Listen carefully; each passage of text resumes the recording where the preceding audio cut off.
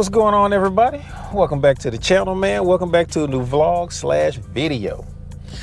So on today's video, I got a few errands I need to run real quick, so I figured it was a perfect opportunity to do a little POV style video, and I get to test out some new equipment that I bought for the channel.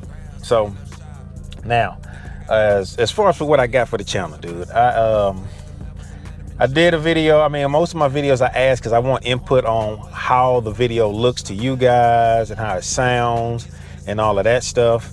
And finally, somebody reached out and told me something. I'm like, all right, well, cool, man. You know, it was some constructive feedback. You know what I'm saying? It was something that, you know, I appreciate hearing. So, and that pushed me to go on ahead and pull the trigger on buying some wireless microphones. So what I got, I don't know if y'all can see this or not, man. It's called the, hold on, maybe I can shed a little light on it or something, man. Let me see. There we go. It's the Rode Wireless Go 2 wireless microphone. It's basically a pair of them. And so I figured I'd try these out today. I've changed a couple of things on it, so hopefully this comes out okay. I'm pretty sure y'all gonna let me know if it does not. But it's just something to improve the video quality from an audio standpoint. So I'm gonna see how that works. But the reason for today's video is gonna be basically a couple of driving tips and just stuff that, you know, I feel like it's good knowledge to know. And it's not, and let me give a little disclaimer here. What I'm going to talk about today is not going to be how you should drive your car. This is just giving you another idea and some different tips on how you can drive your own car, because what I'm doing works for me and my car is because my tune and the mods that I have on my car kind of work in conjunction to where I can drive the car the way I do, and it gives me a certain feel whenever I'm driving it. So, and in a few videos and stuff like that I've watched, I heard the term "drive it like you stole it." I'm like, okay, and my interpretation of that is you wanted that the car likes to be driven hard. Now, what I mean by that is just you shouldn't short shift it. And when I mean short shift, I mean shift too soon. Because from what I've found out about all of this is that, hey, if you shift too soon, the car having to build that boost is going to generate more heat. It's going to create knock events. It's going to cause you a whole lot of problems. So that's kind of I figured me doing a video like this, it might help somebody out. So I said, well, let me go ahead and pull the trigger on this and let's get this cracking. All right, so y'all, car's warmed up fairly good. So let's go ahead and get on the road. So,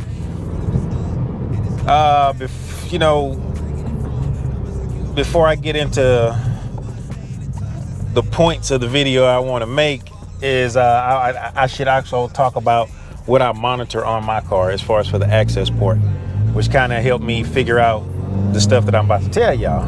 So on my access port, the 6 things that I pay attention to on there are the air fuel ratio, feedback knock, fine knock learn, the DAM, which is DAM, which is dynamic advanced multiplier, and then my intake temps, and then I look at my coolant temps as well.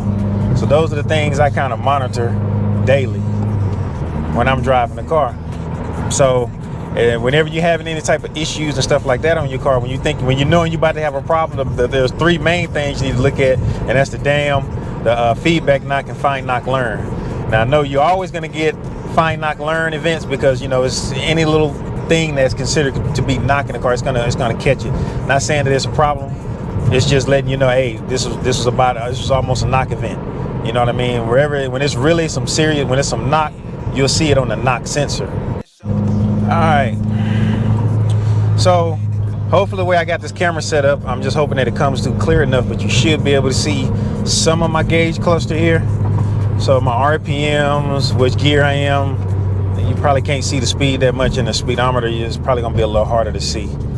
So The easiest way that I can think of to describe all of this stuff, or to make it easier on you guys from an RPM standpoint, let's talk about RPMs and where to shift at. So for me, my suggestion, well, how I shift, I shifted around anywhere from 3,500 to 4,000 RPMs, sometimes 45, depending on how aggressive I try and get with it, right? So let's just say shift at 4,000 RPMs. So if you're shifting at 4,000 RPMs, whenever you, hold on, let me see, right now I'm in second, and I got a bunch of cars in front of me. So now shifting at that gear. So once you get to 4,000 and I shift from second to third, it's gonna drop me down, because you know the RPMs are gonna drop. But when they drop, when you shift at 4,000 RPMs, it's gonna drop right before 3,000 RPM, so it keeps you in a comfortable spot in the power band, to where, you know, if you get into any sort of like sticky situation, you still ready to get right back into power again by just applying a little bit more pressure to the throttle. So for me, roughly shifting at around that 4,000 or 4,500 RPM range, it would be good for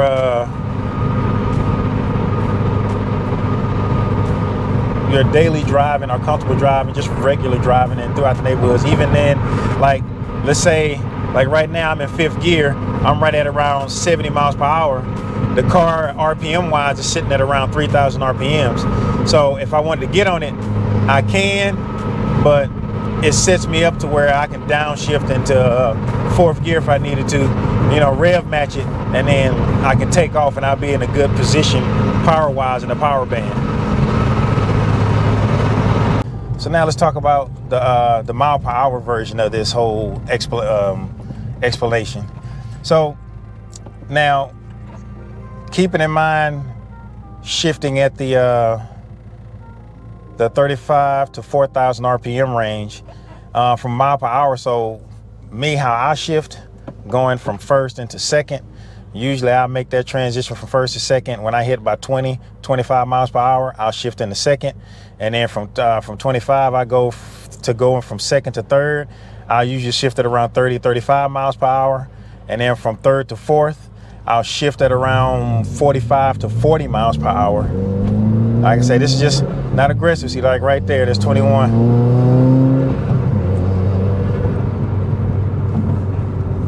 And then, like I say, from third to fourth at around 45 to 50 miles per hour. And then I'll coast it there until I get to around 60 miles per hour. Then I go from fourth into fifth. Like right now, I'm already too slow. Oh no, I'm good. Where was I at? I just got sidetracked. Anyway, from fourth into fifth, 60 miles per hour. Now I usually ride 60 miles per hour all the way up to like 70. And then from 70, I'll shift it into sixth gear, and that's just cruising. Like I say, that's regular daily driving, and the car likes it, and the car seems to respond better to that. The car is happier, because any shifting any sooner than that is going to cause possible knock events, and then you have enough of those, it'll throw your dam off. And I've had my dam go all the way down to like 512, and that in the beginning that freaked me out. But for me to get it back up to where I needed to go, I just drove it harder, which means I shifted way later and let the RPMs get already up. Just was pretty aggressive with my driving, and that helped the dam get back up to the 1.0000. That way then everything else would act right after that. Now, keep in mind that driving like that kind of sets you up for success if you get into like a sticky situation, you get into a tight squeeze and you need to change lanes or get away from somebody that's right next to you.